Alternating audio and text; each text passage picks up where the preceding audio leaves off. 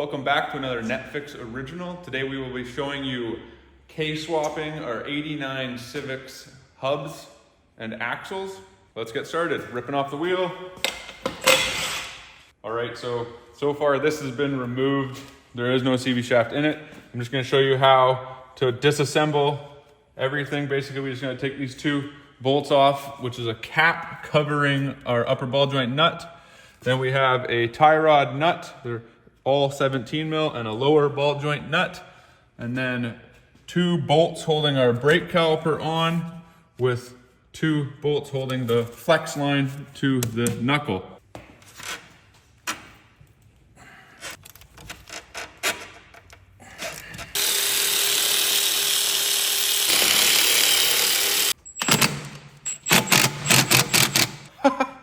That is tight right there. Good thing we went on this.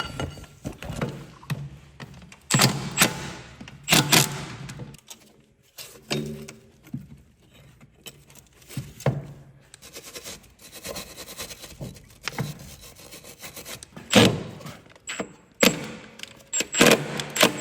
little shorter than the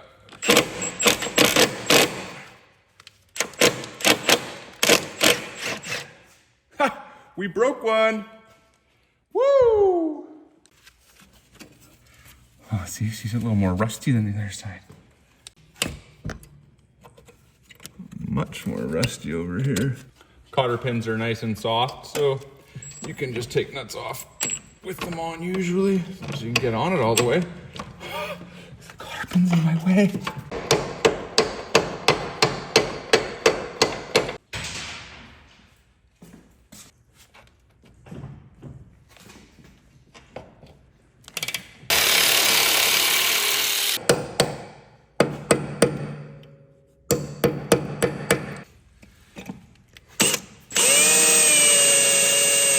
We have our cotter pin that goes through our ball joint. Those holes have good chances of being rusted and you can't get the cotter pin out. Cotter pin metal is softer than the metal of the ball joint. So if you use a drill, you can drill right through it. Mallet time.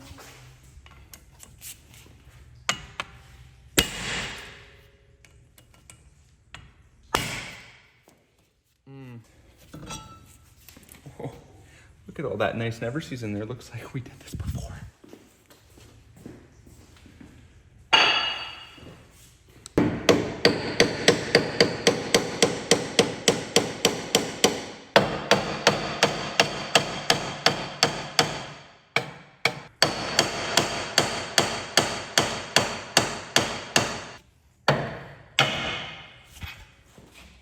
We're almost there.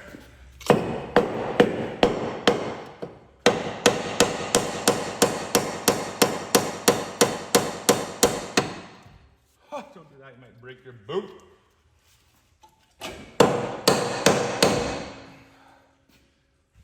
Break that boot too. Here she is. Here's your hub. And this hub right here is 32mm on the EF. So we're going to be putting a new hub that is 36mm with a new wheel bearing because you can't get it out and reuse it.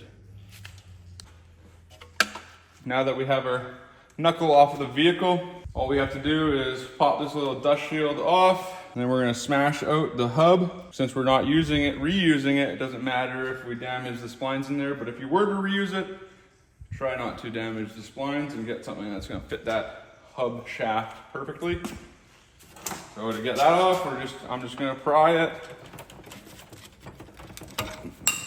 Pops right out. For me, I got myself an 1.1/8" deep socket, vice grips, mallet. I go in.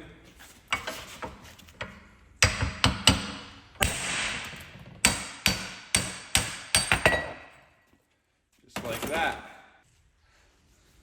So beautiful. And now you have a circlip, and that was in between our hub. So you smash the hub out, and now we're gonna get the circlip out. They can be a nightmare. You may want to order a set of circlips if you're doing this, because a lot of times you have to break them out of there. This one looks worse than the other side, so lubricant and vibrations, heat if you have to get that circlip out without destroying it.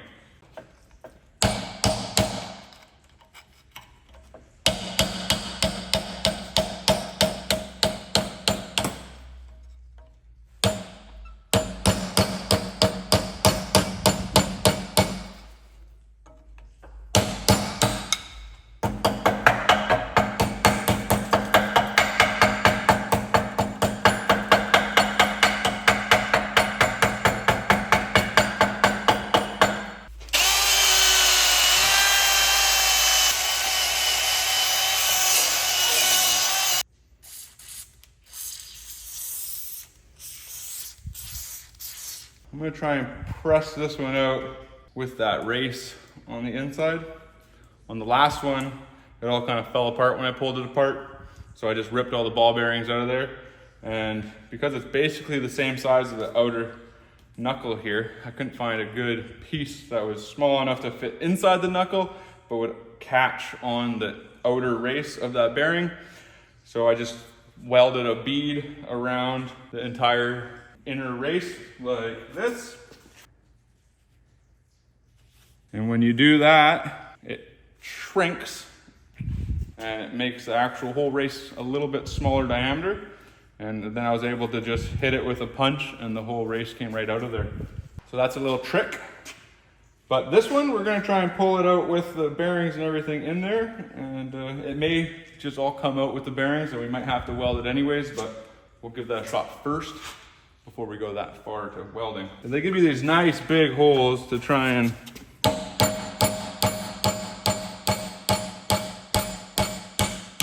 oh yeah, that's nice.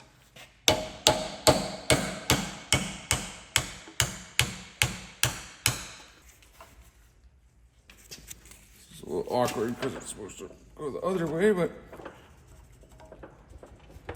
nope. Close. Give it a little more space.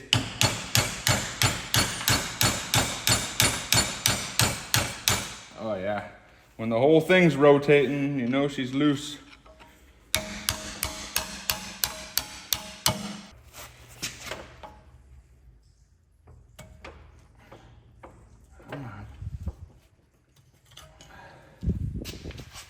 Voila. And now that we got this out without damaging it, sometimes if it's too rusty, you might just want to replace it, but we're gonna hit it with the wire wheel and reuse it.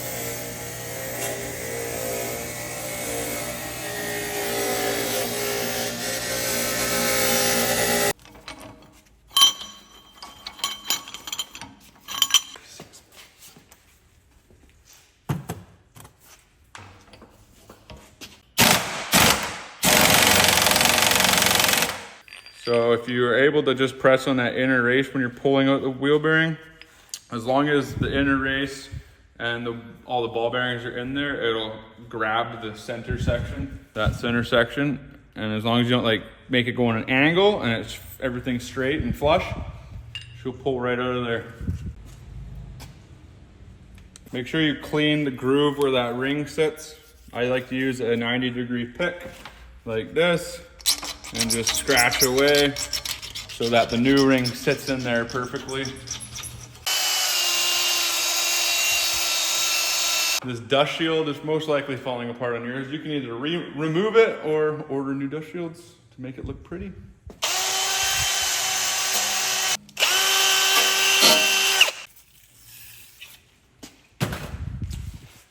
Once that's nice and clean, we're ready to install the new wheel bearing. All right, so the parts we're going to need for this EF hub and wheel bearing swap, for the K-swap, we have Karcepts 36mm hubs. Inside of this box, you will find some instructions, 2 boxes with your hubs, and inside your hub box, your hub will not have wheel studs. So you're gonna need to order the studs that are for your EF 1989, install the studs into this plate. plate that does not have any studs in it. These are your studs. These are some Dorman studs.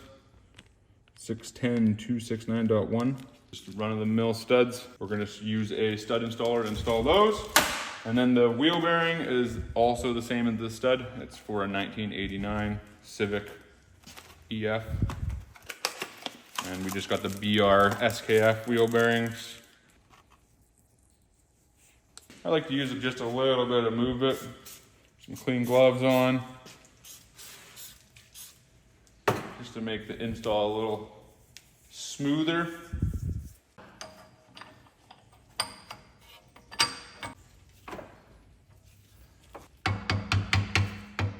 If you wanted to know what this tool is, this is just a front wheel drive wheel bearing tool. It's one of the best tools I've ever purchased. They're super cheap, under $200. You can probably get them anywhere online. This is just a run-of-the-mill ATD front wheel drive wheel bearing installer. And you can do a lot of wheel bearings on the vehicle and not have to remove the knuckle like this.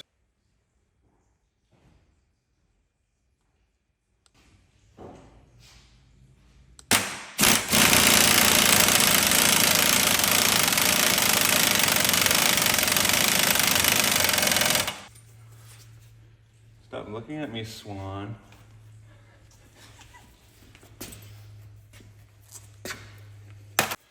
Don't forget to put your circlip back on. I like to just put a little bit of fluid film or penetrating fluid on it. Make sure it sits all the way in there.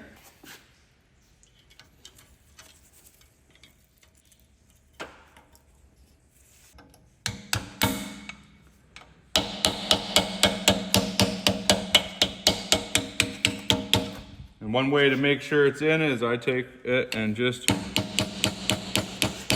try and get it, once it starts rotating, then you know it's in, but I'm gonna put it up so the water doesn't sit into these grooves, potentially just for future. All right, we don't know, but it sure looks like if you install your hub onto your knuckle, you may not be able to get your studs through the back side. So make sure you put your wheel studs on before you press the hub into the wheel bearing. And by doing that, I just have a run-of-the-mill wheel stud installer. It's got a bearing there, so it allows it to spin without creating heat. It just fits on this, almost hits the hub there. And then it's conical or tapered. You just use your lug nut and drive her home. Now that we have our studs pressed into our hub, I'm just going to put a little bit of move it again on our next pressed in item. Not a lot, just a tiny bit. You can do it dry, but it's better when I do it like this. I haven't had any issues. Don't forget to put your ring on before you press this on, or you're buying a new wheel bearing. And we're just gonna use the exact same toolkit that we used before, which is our front wheel drive wheel bearing installer. Here goes nothing. Wait, that's wrong. Pierce, that's wrong. Woo! I thought I set it up right, but I didn't. I was pressing on the outer side. We gotta press on the inner race, or else we'll just pop that inner race right out of there. Lucky me. We use this little guy right here and sits on that inner race because that's what we're actually pressing right now. There we go. Whew. Lucky.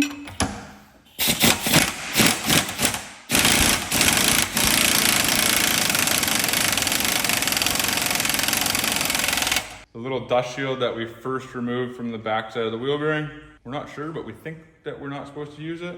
It seems like it might fit, but it's just a little dust shield, so we're not gonna use it. If that bites us in the butt later, then so be it. Don't forget, this tapered spacer comes in, there's two of these. They come in the bag with the hubs from Karcepts. And these spacers, they live onto our CV shafts like this and not like this, because if you did that, it's gonna bend, damage it, taper towards CV shaft. That's just when we're installing it through the hub on the vehicle. All right, well, we ran into issues on the driver's side. It turns out the CV shaft fit in there, but it was extremely tight and it was binding. You could straighten the wheel, but then just try and rotate it and unstraighten it. Anyways, the passenger side CV shaft is a tiny bit smaller than the driver's side CV shaft. So we haven't tried to fit the CV shaft on the passenger side yet, but we do know that the driver's side is way too tight. So what we're gonna try and do right now is swap our CV shaft ends, the inner ends, so that the male one is gonna be on the shorter shaft and the female one's gonna be on the longer shaft. And worst case scenario, we'll be back telling you whether or not this works on the passenger side and on the driver's side.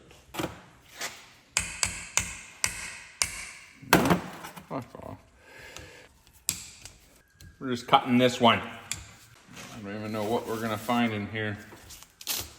Ooh. Oh yeah. That is what I remember, nice. That just comes right out of there like that. It's a little gross, but we're gonna just try and do that and swap them over. Oh. You don't wanna cut the boot or else she's gonna leak. Oh yeah. Now don't mix up the ones that need to be swapped, because I don't even remember what's what. This was the female side, so now we're gonna put the male side onto it. If you buy yourself a little grease maybe, a little CV shaft grease, I'm just gonna add a little bit in here. This grease, it'd be nice to just replace it, but we don't got time for that.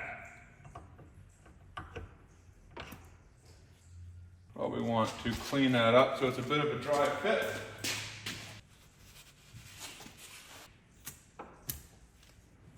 Now time to put a universal CV shaft boot clamp.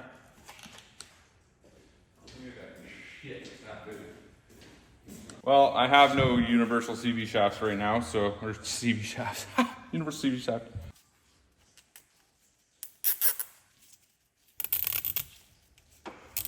Should keep the water out for now until the part stores open, and we'll have to change it on the vehicle. But now our female inner end is going onto the passenger side.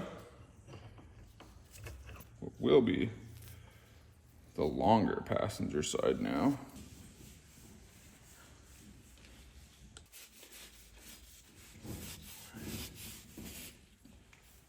CV shaft will not fit through the strut.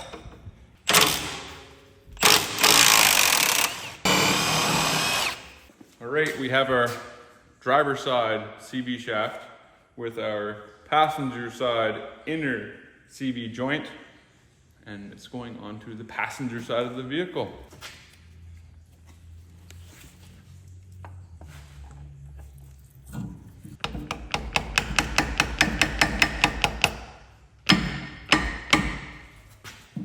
I think we're in.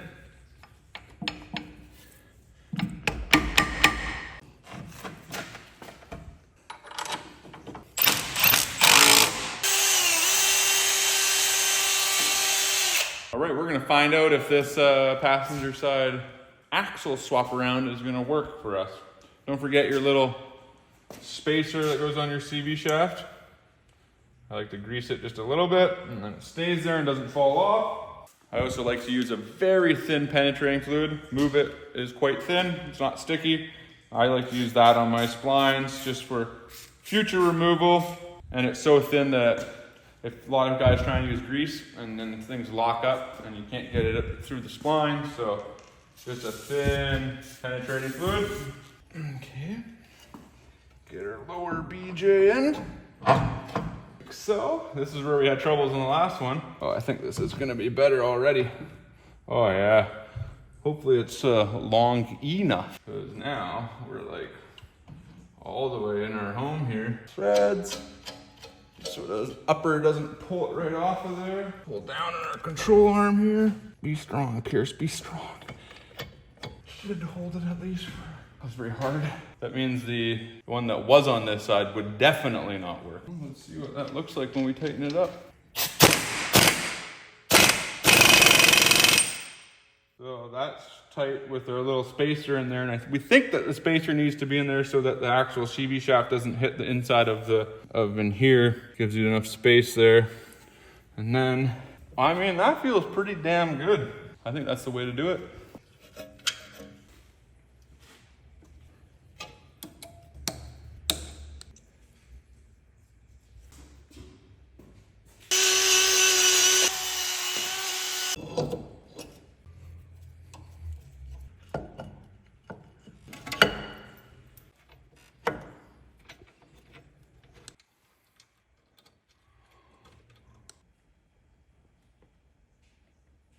This side's important because it seals your transmission, your transaxle.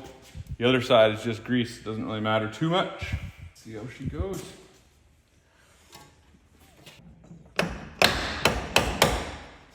Beautiful. Easy assembly. All right, so you do need to take the driver's side and the passenger side CV shaft and swap the inner joints on them because it's too long on the driver's side and the passenger side is shorter shaft. It seems like it works pretty darn good. It still seems a little tight on the driver's side, but it's not binding when we're turning the wheel, and I think it'll be fine. Until we drive it, we're not going to be 100% sure what's going on, but it seems to fit perfectly. Just a little tight on that side. This side feels perfect. So this is the end of the video for our 89 EF Civic K-swap hubs and axles for the Karcepts 36mm hub with OEM studs, OEM wheel bearings, and OEM CV shafts. Yeah, I hope that helped because it was sure hard for us to figure out exactly how everything was going to work. And we did have to swap the CV shafts, driver's side to passenger side, with the inner CV joint, but it all went pretty smooth, and he's gonna be flying down the road in no time. And don't forget to subscribe, smash that like button, and any questions, just leave them in the comments down below, and we'll try and get back to you and help you with your K-swap also.